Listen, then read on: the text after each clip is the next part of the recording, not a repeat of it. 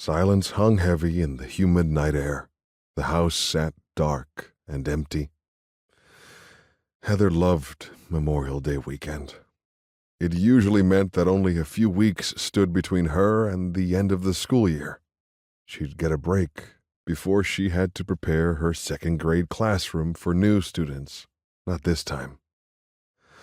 I moved through the blackness, heading straight for the fridge where I had a beer stashed away.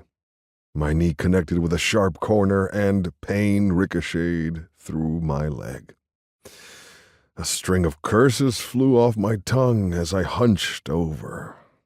I felt around for something to grab onto for support and grasped the stiff sheets of the hospital bed. The end-of-life care staff set it up in our living room so Heather could receive hospice care at home. Of course, she passed before they ever got her out of the hospital. I was a selfish bastard.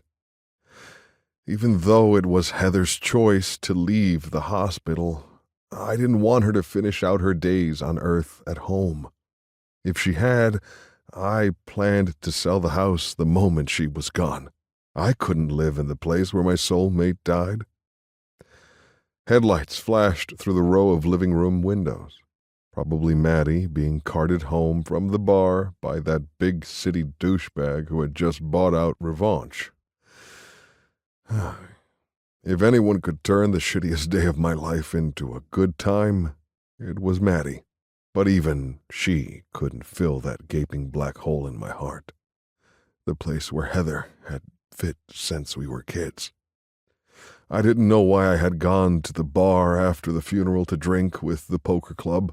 I should have just driven to Swansboro and stayed with my folks.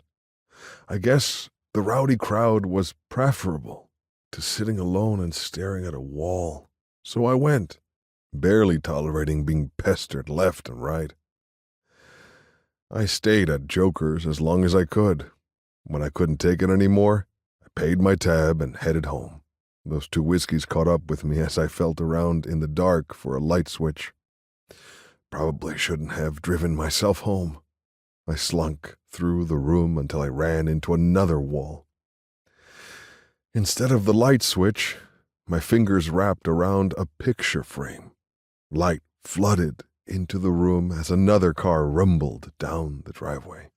The picture frame in my hand mocked me.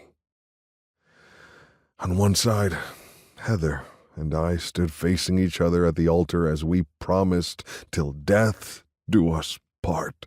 The other half of the frame held our wedding invitation.